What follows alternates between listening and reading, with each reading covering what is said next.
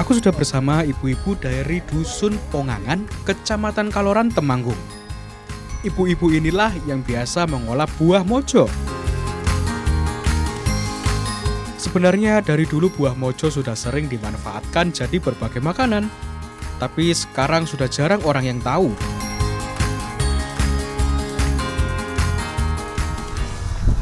Jadi sebenarnya buah mojo ini masih family dengan jeruk. Makanya yang besarnya hampir mirip dengan jeruk Bali. Namun yang membedakan, kulit dari buah mojo ini semakin tua bakal mengeras seperti ini. Tuh, keras banget.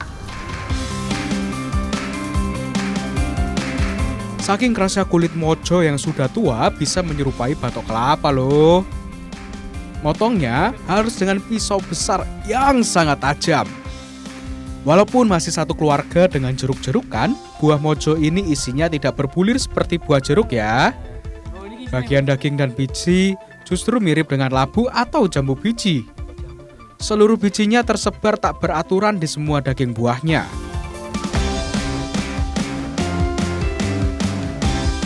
Oh iya, sebelum diolah, buah mojo ini harus difermentasi. Soalnya sebagian orang tidak bisa mengkonsumsi buah ini dalam keadaan segar. Nah, jadi banyak yang bilang bahwa rasa buah mojo ini pahit, terutama untuk yang masih muda ya Bu ya. Nah, ini saya mau cobain yang udah tua. Rasanya seperti apa? Sepahit sama yang muda.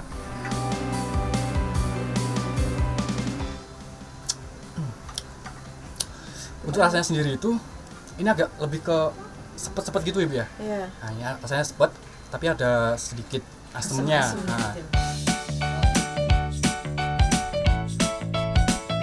Cara fermentasinya sederhana wae kok. Setelah dikupas, cukup keluarkan isinya, termasuk daging buah, biji, dan airnya. Kemudian, masukkan dalam wadah tertutup dan simpan dalam waktu yang cukup lama. Saat disimpan, semua getah yang ada yang membuat rasa buah mojo sepet hilang ya. Belum lagi proses fermentasi membuat rasanya jadi lebih manis. kira-kira dimpun dados yang apa Bu? Nah, wis dadi. Wah, dados hitam ngeten yuk. Oh, jadi hitam seperti marahnya Bu ya. Ini kurang lebih berapa hari Bu? 3 sampai 5 hari. 3 sampai 5 hari. Nah, ini hasil dari proses fermentasi. Yaitu buah mojo yang sudah disimpan kurang lebih selama 3 sampai 5 hari. Jadinya seperti ini. Warnanya jadi hitam ternyata. Tuh. Hitam Kak. Nah, ini. Nah, hasil dari fermentasi inilah yang akan diolah jadi campuran berbagai makanan.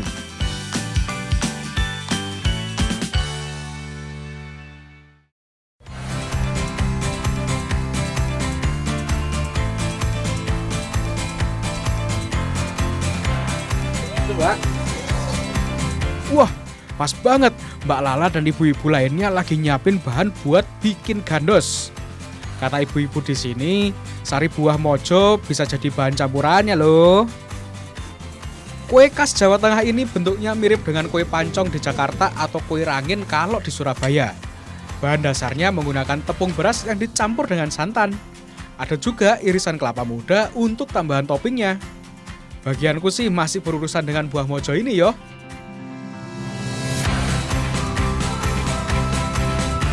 Bagian air atau sari mojonya ini yang akan dijadikan campuran gandos. Makanya hasil fermentasi buah mojo yang sudah menghitam harus aku peras sampai semua airnya keluar. Sari mojo Bu. Iya, Pak. Nah, ini hasil fermentasi mojo ini bisa dijadikan untuk campuran bahan olahan makanan apa aja Mbak ya. Salah satunya gandos. Nah, nantinya ini bakal memberikan sensasi pada rasa dan warnanya. Kita tuang gitu.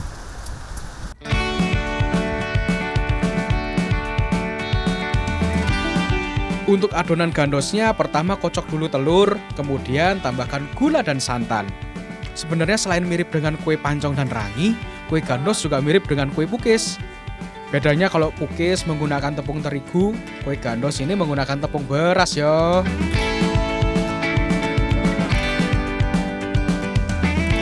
Oh iya, selain menggunakan santan, ada juga tambahan parutan kelapa yang belum diperas. Waiki yang membuat gandos jadi lebih gurih nantinya. Terakhir tambahkan sari mojo yang berwarna hitam ini. Warnanya jadi coklat hitaman yo. Oh iya, kalau membuat gandos dengan tambahan sari buah mojo ini, gulanya jangan terlalu banyak yo, biar rasa dari sari buah mojo lebih terasa.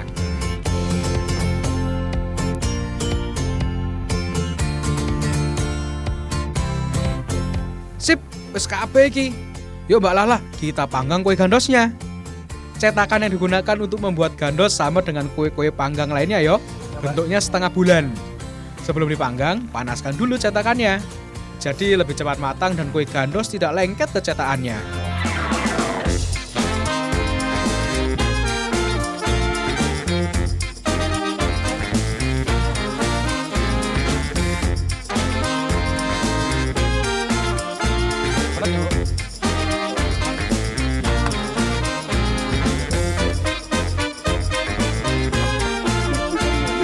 Setelah hampir matang, tambahkan potongan kelapa muda. Ini yang jadi ciri khas gandos yang membedakan dengan kue-kue lainnya.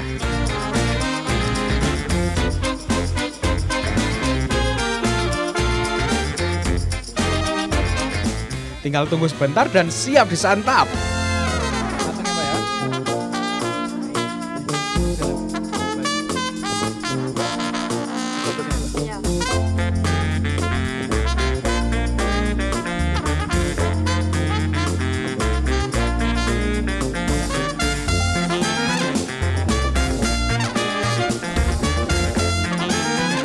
Mbak, minta nih. Iya. Loh, Cik, stok kas. Nah, ini gandos yang udah matang. Untuk dari segi visualnya, gandos yang dicampuri dengan mojo, warnanya itu cenderung kecoklatan seperti ini. Nah, tadi setelah saya cobain rasanya, itu agak ada asam manisnya gitu. Oh, tapi ada gurihnya karena ada parutan kelapanya. Mbak. Iya. Wah, mantap ya Mbak Lala. Ternyata sari buah mojo enak juga dicampur ke kue gandos seperti ini. Yuk, makan lagi Mbak Lala.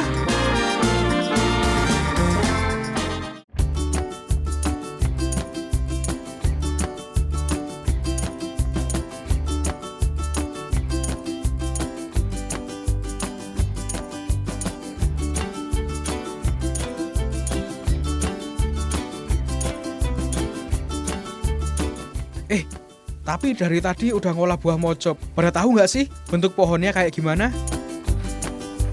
Oh, ini, kita ini. Aku dan Mas Gati mau cari pohon mojo dulu ya.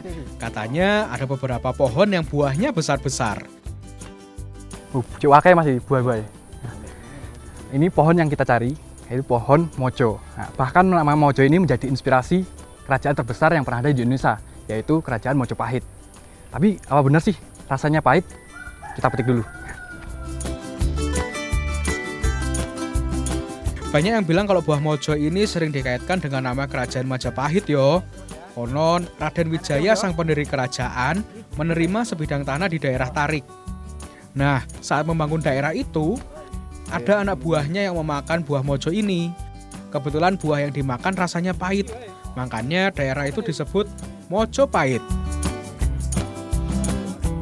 Oh iya, ada beberapa jenis buah mojo yo. Ada yang ukurannya kecil dan ada yang bisa sampai sebesar ini. Tanaman yang semampu tumbuh dalam lingkungan ekstrim ini buahnya akan berubah jadi kecoklatan saat hampir masak.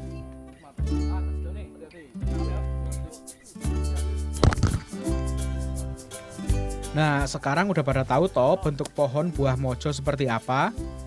Lain kali kalau lihat titip yo, biar diolah jadi berbagai makanan. Wes oke lho, cukup. Turun wes cukup, Mas. Wes tak mudun.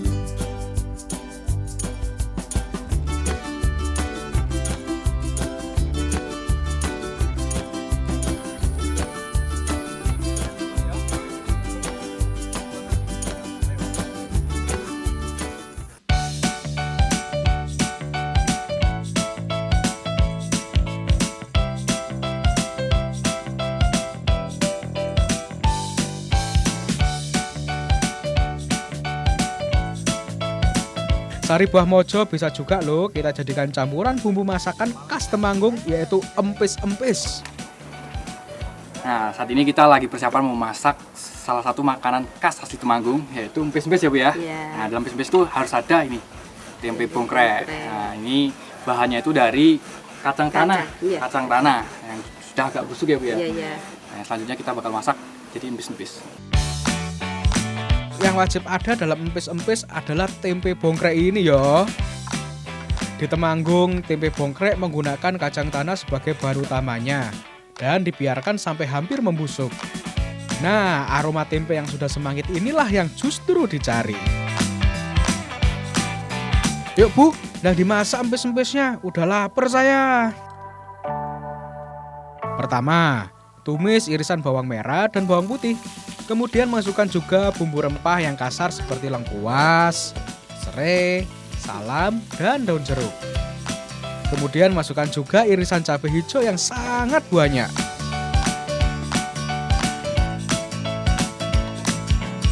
Nah, sari buah mojo ini yang kita tambahkan juga sebagai pengganti air asam. Rasanya kan sama-sama asam toh. Hihihi.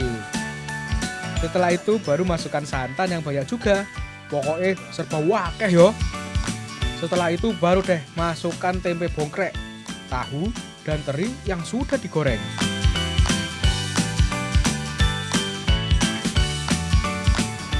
Jadi ciri khas dari empes-empes ini menggunakan cabai hijau yang sangat banyak ya Bu. Banyak. Ini banyak sekali. Dan ini juga ada kuahnya. Kuahnya ini banyak. Nah, ini kita tunggu sampai meresap. Ini ciri khasnya jadi agak nyemuk-nyemuk gitu. Ini Bu. Hampir semua bahannya gampang menyerap air, jadi nggak perlu terlalu lama yo nunggu kuah santannya surut. Paling sekitar 10 menit. Nah, kalau santannya sudah surut dan semua bahan sudah empuk, berarti empis-empisnya yo siap disantep. Duh, wis ora sabar ki. Perutku udah bunyi ya dari tadi. Tak coba dulu ya, nanti aku ceritain rasanya.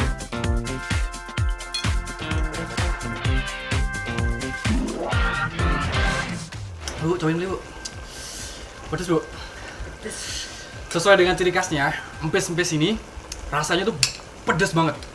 Serius ini pedes banget, punya sampai grobes ya Bu ya. Iya. Nah, selain ciri khasnya yang pedes, empes-empes juga mempunyai aroma yang khas banget, yaitu ada ini Bu ya, tempe bongkrek. Aromanya itu kerasa banget di sini. Pedes Bu.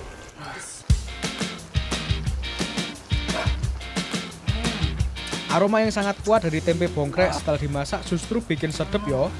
Belum lagi tambahan sari buah mojone. Jadi pedas-pedas seger rasanya. Diandeme pol iki. Wah.